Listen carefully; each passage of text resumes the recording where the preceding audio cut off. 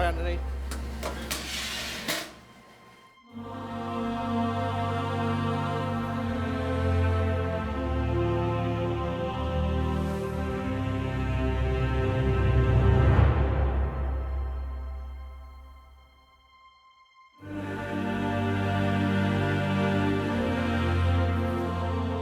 Big word is restraint. I think guided as a young chef by many great chefs last time round was obviously a great experience, but also very challenging to be able to find my own direction and my own desire of what I wanted to do. So this time around it's about restraint. It's about taking the time to think about what we want to do and really making sure it's ours. Well, Dan's done this before, obviously, and his mentality is we both have a part to play in every component. So he starts one component, I finish it, and then we plate it up together. Both of our hands are touching everything. It's not just one person doing one thing the entire time. It's a different sort of challenge. Last time around, sous chef in Serge's restaurant was its own challenge because I was required upon by the team, but I could still step away at the end of the night and not have all those business owner challenges. So this time around, I've got the flexibility to be able to do more what I want, but I've still got all those pressures of being a business owner that don't go away. I think young chefs who just want to work in the best restaurant should also want to try and do this competition. Sponsors' help is not just a monetary value, which many people think. It's connections, it's opening doors which were no longer possible to be opened before.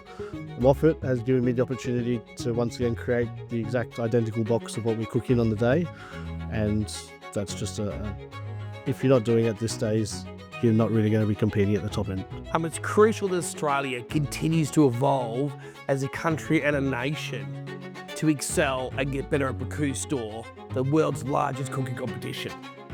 Perfect practice. When I first got selected, that was the first word that Dan said to me. You can practice as many times as you want, but if you're not in the conditions, you're not doing it the way that you do in the competition, you're never going to get anywhere. Being in the test kitchen, having a full audience every time that you cook, having the lights on you, having the sound, that's how you mentally prepare for it. One of the main reasons I do this competition again is because firstly, my mentor passed away last year or 2 years ago now. He won it in 2005. He got me to do it the first time in 2017, and so I wanted to go again and just be part of a whole experience once more.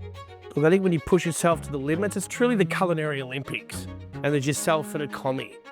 You know, cooking is all about teamwork and being a brigade. It's about you, but it's also about the team around you, the support network you have as well too.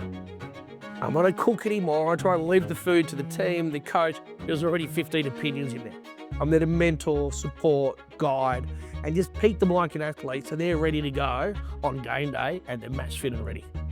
Just give it a go. Give it a go because it's not as daunting as you think.